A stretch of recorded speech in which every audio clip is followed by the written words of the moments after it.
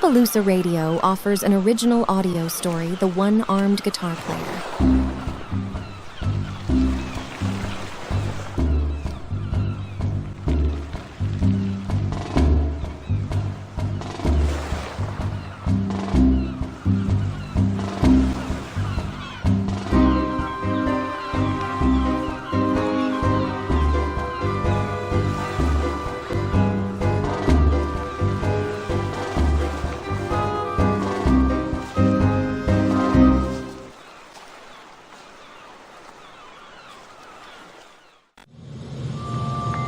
The morning fog had begun to lift around the pier, and the weekend tourists were starting to leave their hotel rooms for a day at the beach.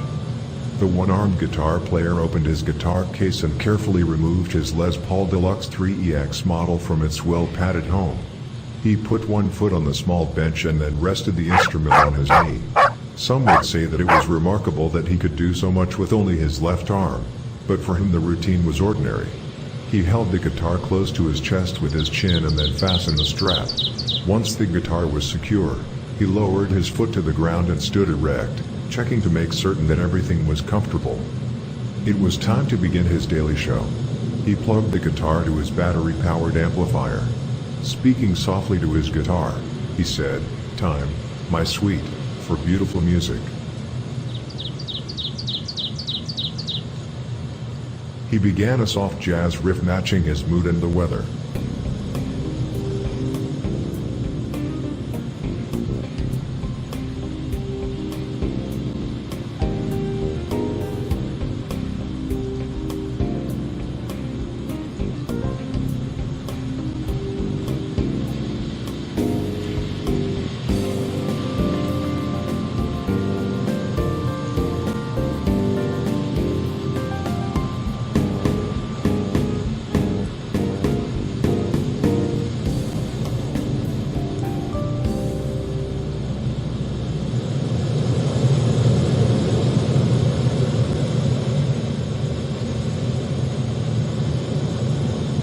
Technically, he was not performing on the pier.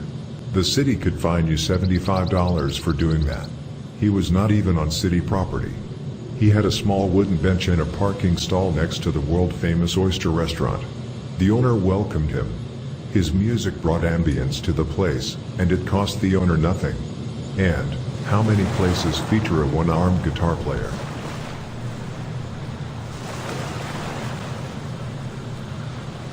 He played only his own original music, composed spontaneously at that very moment, as ephemeral as the fog on the pier.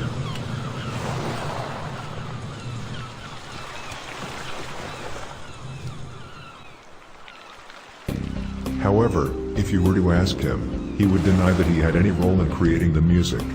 It was, he said, entirely what the guitar felt. I only strum the strings.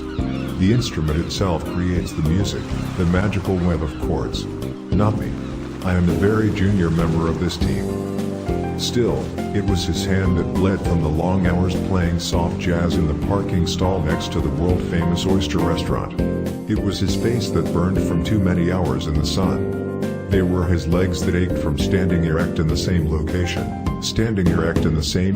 until all the tourists had returned to their cozy hotel rooms. The guitar had the easy part, his was so much more demanding.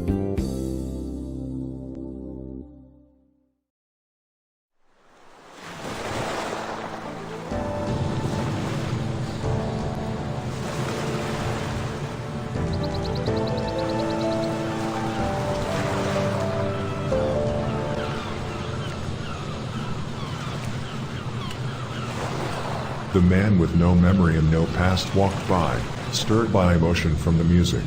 Had he heard this music someplace before?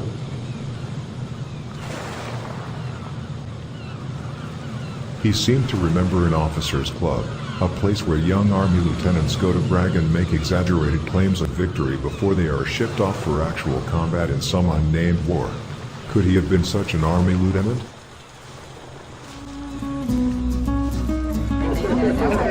Rum and Coca-Cola, Jim and Rocks, Cuervo with a beer chaser.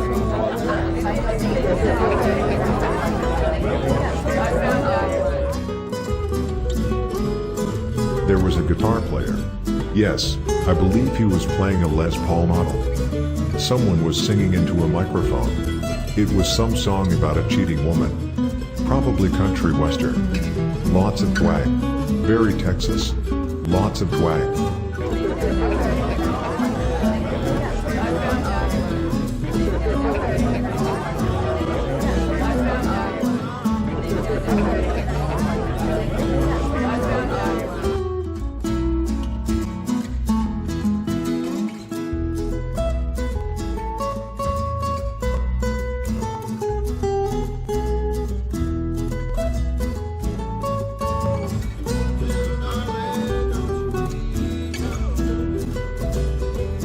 The man with no memory and no past remembered that he knew the soldier playing the Les Paul guitar.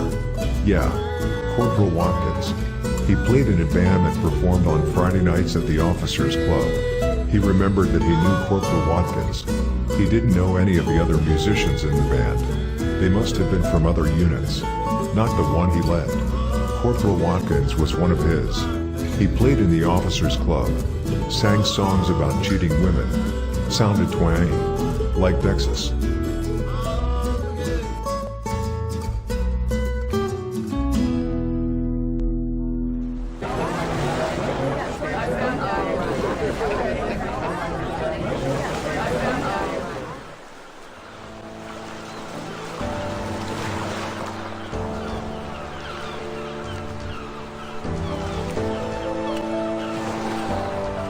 Things had begun to fog up, an intense yellow fog. He often experienced such fogs. Had he analyzed it, he would have realized the yellow fog emanated within him, not from outside on the pier. The fog, the intense yellow fog, was rolling in, obliterating visibility, draining memory. He could smell it, feel its dampness. He knew it was coming toward him. Soon, it would blanket him completely. The man with no past and no memory had a transitory rational thought, just before the fog arrived. This guy with only one arm. That guy is not playing country western. Jazz. Not twangy. Nor is he singing. Not the same. Different.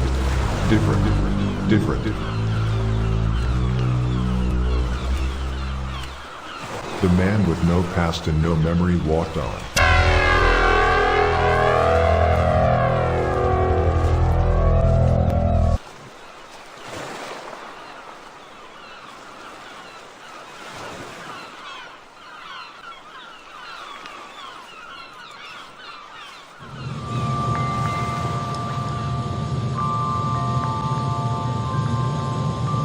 On the pier, the actual wood and cement pier, the sun had broken through.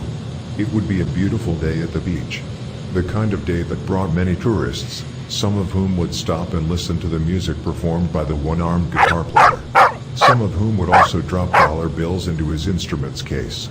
It was never much. On a really good day, it might be $90, but on most days, it was much less.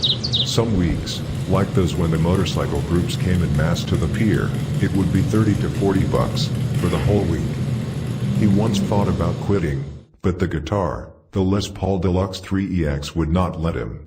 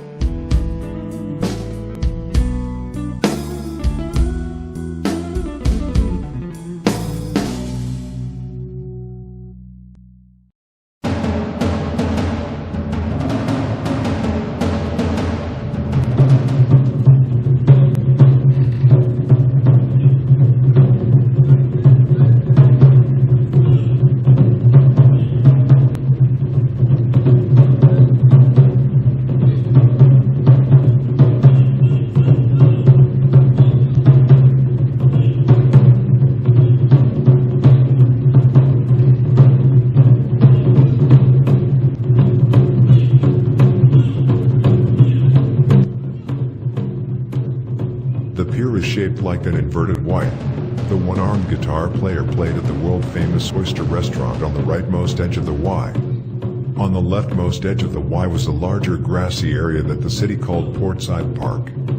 Some musicians were allowed to perform in the park, particularly Johnny Imal, the park's unofficial mayor.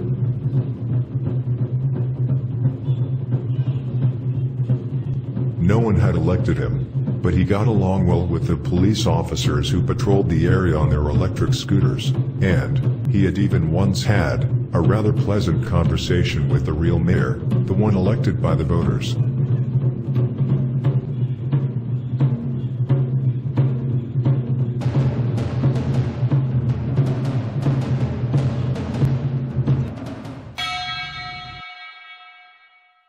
Johnny Imal was a large man, with dark skin and a bald, shaved head and a strong, black beard. He wore a long, white robe and handcrafted leather sandals. He spoke with an affected Caribbean accent.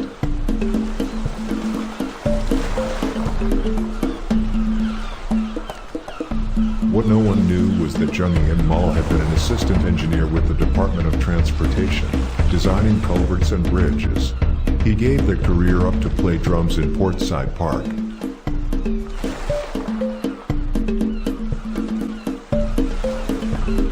As the unofficial mayor of the park, Johnny Imal organized the musicians and their performances.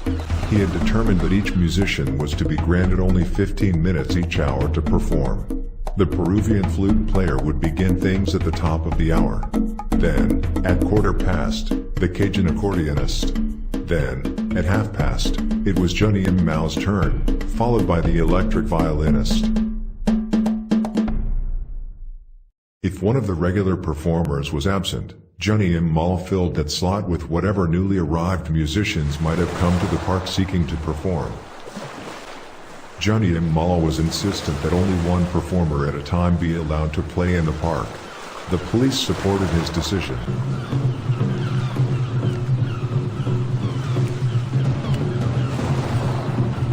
Johnny Imal himself played what he called an Asian African fusion of drums.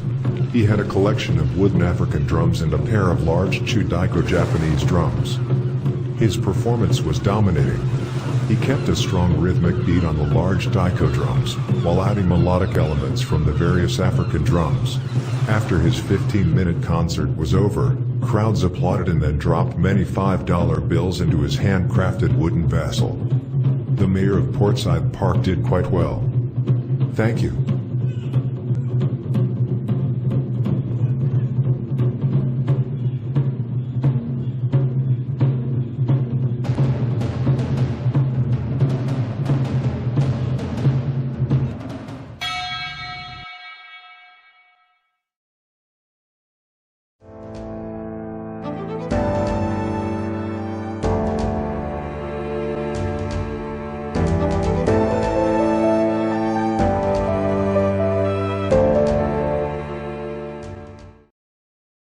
The man with no past and no memory wandered down side streets, and then, finally into a dead-end alley. There the yellow fog became so intense that he no longer knew where he was. Where? How did I get here? How can I get out?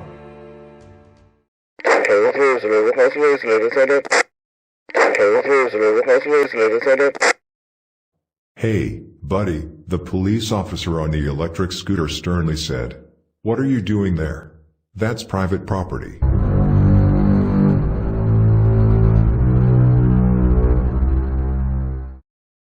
The officer was convinced that the man with no past and no memory had come down the alley to defecate. He was determined to prevent it. There are public restrooms up by the pier. Use those to do your business. Defecating on a public street is a fine of $150. The police officer stared at the man with no past and no memory, not sure what to do next. Get going. You don't belong back here. The yellow fog lifted slightly. The man with no past and no memory could now discern which way led out of the alley. He sauntered away, but the police officer did not follow him.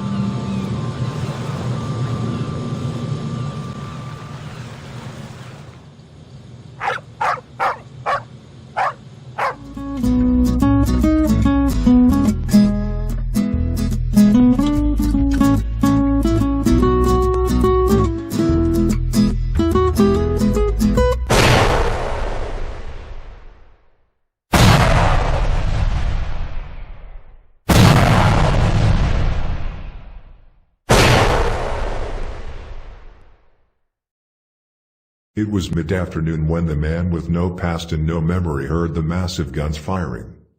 Howitzers, he thought. And close by.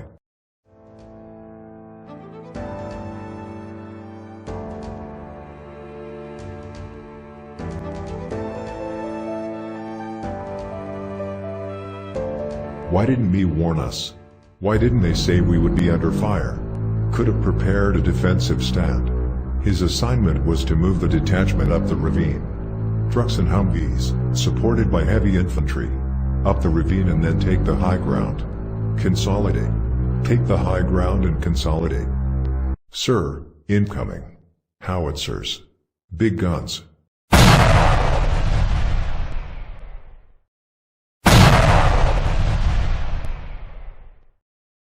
Why didn't they tell us that we would be under fire? Could have prepared. Could have prepared. Could have prepared. Could have prepared.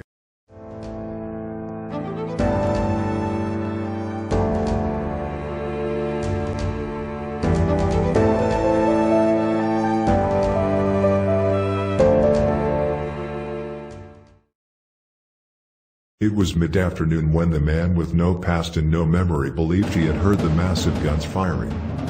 He had no wristwatch, so he did not know that it was now 3:30. Time for Johnny M. Mao's hourly performance.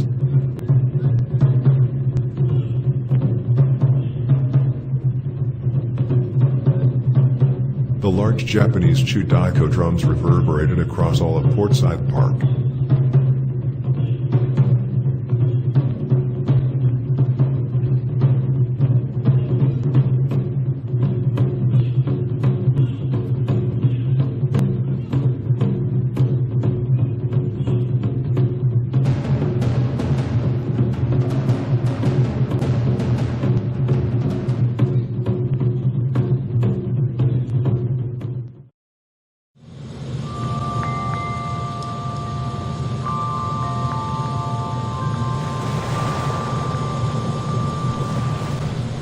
A wind came up and the gulls returned to claim the beach, signaling to the beachgoers that it was time to ascend the stairs and to return to their hotel rooms. Coolers and children were gathered, beach towels were shaken of their sand, and the migration began. An hour ago, the beach was filled with weekenders. Now only a handful of surfers remained.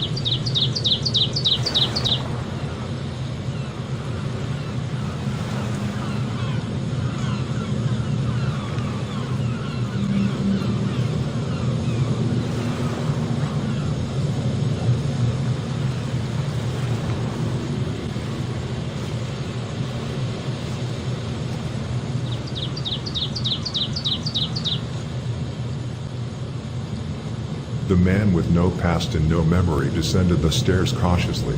He signaled his troops to remain silent. He could sense that danger was close at hand. He did not want to tip his hand. Silence was essential. Coming from far above, he could hear the sound of the howitzers again. Modern warfare was not so modern.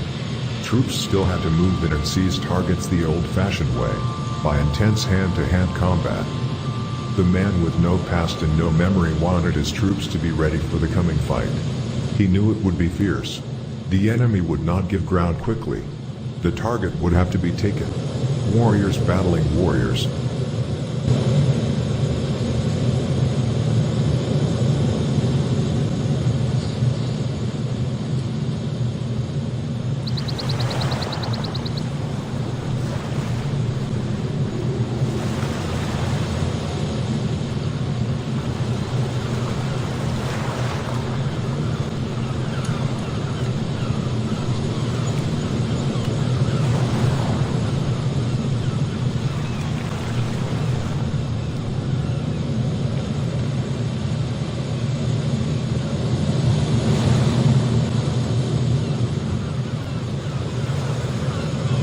As the crowd of beachgoers moved up the stairs and back across Portside Park, Johnny and Mal decided it was time for the last performance of the day.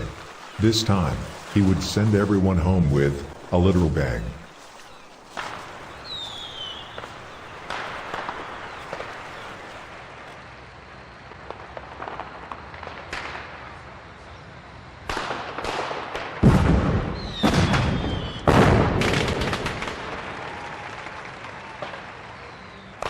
When he reached the crescendo of his performance, when the large Japanese chudaiko drums thumped their very loudest, echoing across the park, he set off a series of rockets, discharging the fireworks toward the now nearly empty beach. The crowd stopped its march homeward, watched the performance, and cheered.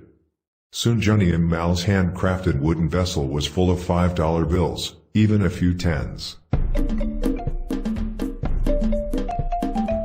It had been a good day for the unofficial mayor of Portside Park.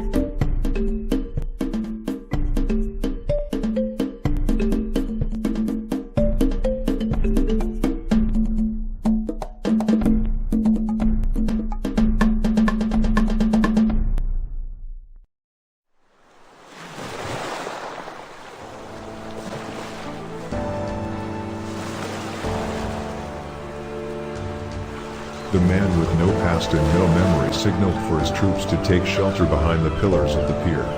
They would remain sheltered, he decided, until the big guns stopped firing. Then, they would strike. Quickly. Silently. Efficiently. He saw the rockets arc above him. RPGs, he thought.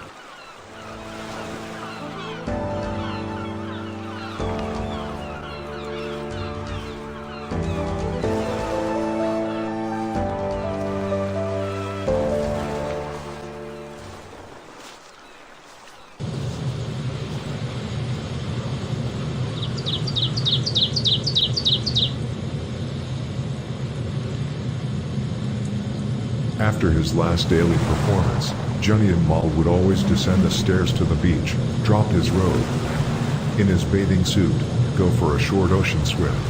It relaxed him, made him ready for his evening activities.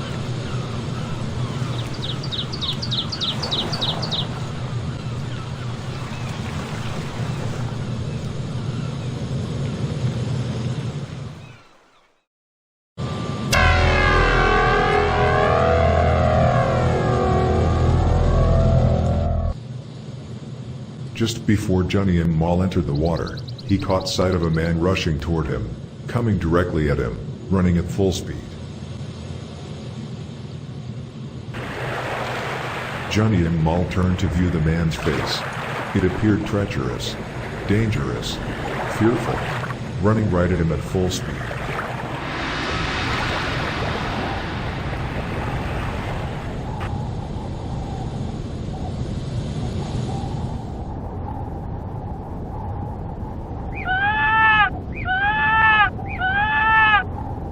The man with no past and no memory knew the success of his mission required complete surprise.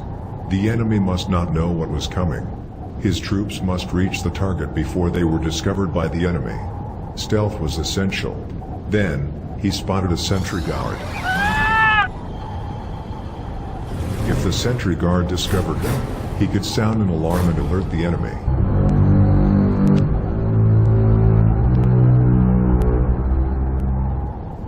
The man with no past and no memory did not stop to analyze the situation. He acted alone. He acted decisively. He would silence the sentry guard before he could sound the alarm.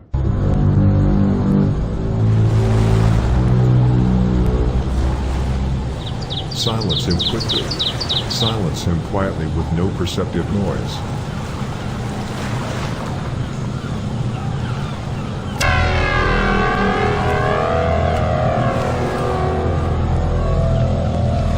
He charged, at maximum speed toward the sentry guard.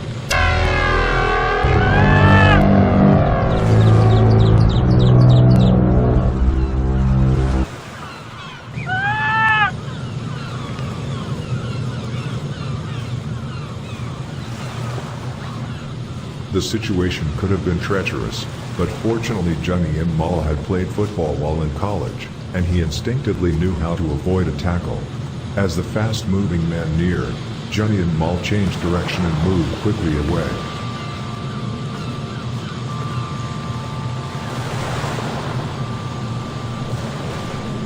The man did not stop his charge, continued at full speed in his original direction until he reached the water. Then, he fell, and the waves broke over him.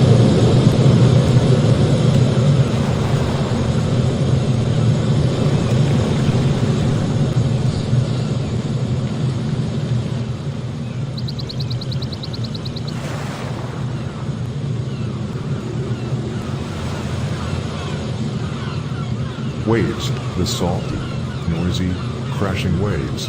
Until the first wave broke over him, he had been overwhelmed by the intense, yellow fog. He had no rationality, only fixation. Fixation on a mission that existed only in his mind.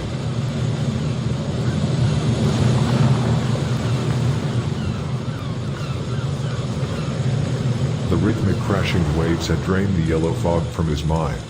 Rationality returned. He spoke to himself. No, this was not the enemy. No, it was Private Burns. I remember, he again said to himself in a more rational voice, sending the private ahead to check if there was another point of entry to the target. Obviously, Private Burns had tried to swim in. Otherwise, he would still be in uniform.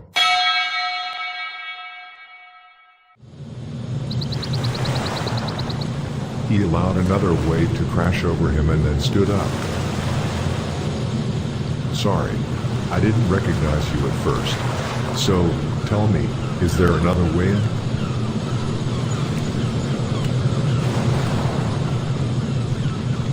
The friendly greeting meant that the man with no past and no memory no longer posed a direct threat to Johnny and Mal. Still, this was a very confused individual. Johnny and Mal decided to forego his daily ocean swim and return quickly to the park. This guy could be dangerous.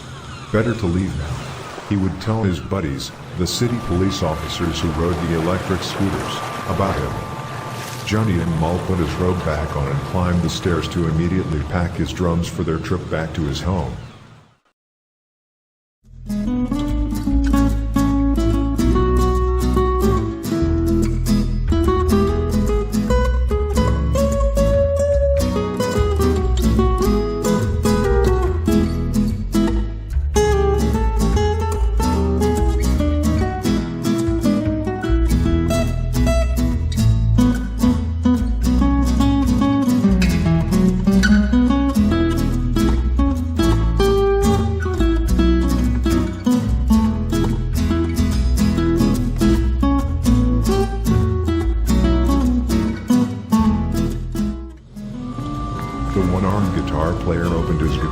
And carefully repacked his Les Paul Deluxe 3EX into its well-padded home. It was getting colder, and the crowds had gone. He had earned only a single dollar in the last hour of his performance. Playing soft jazz did not earn what the large Japanese Chudaiko drums did.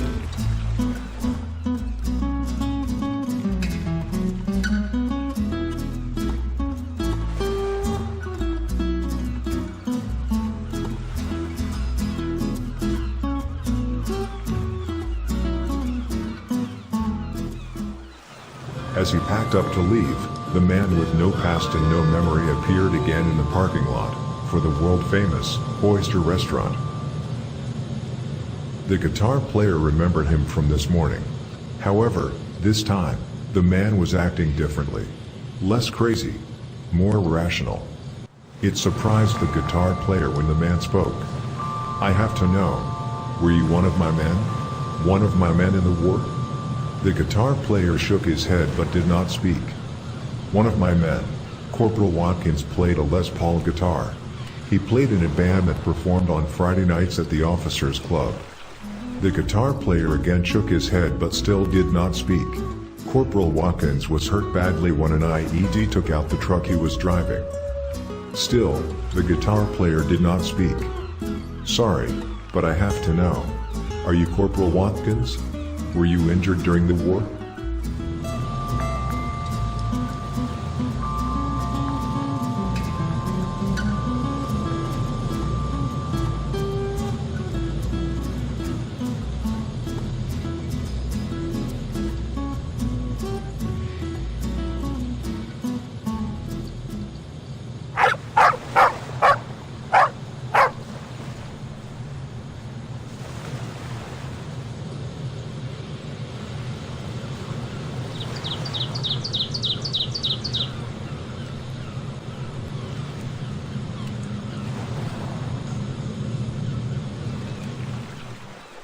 Finally, the guitar player spoke.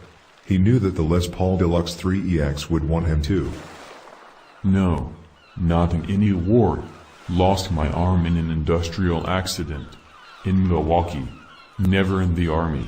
Never in any war. Good. Thank you. I needed to know. Sure, man. We all got our demons. Mine's better when I play. Have a good evening, young man. Sure.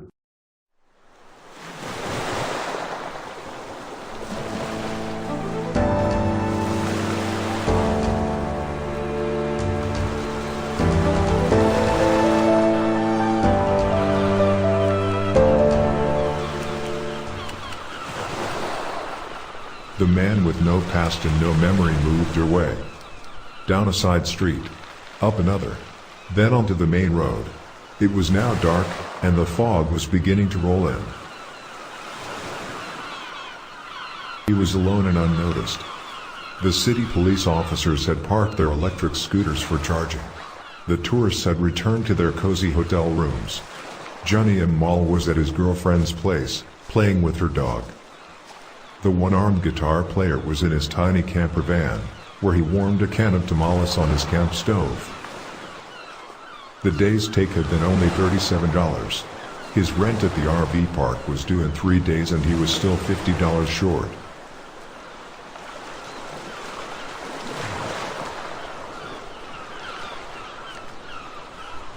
The man with no past and no memory walked down the highway 2 or 3 more miles. Finally, he came to an overpass. He crawled up under its bridge. Maybe tonight the yellow fog would stay away, and he could sleep.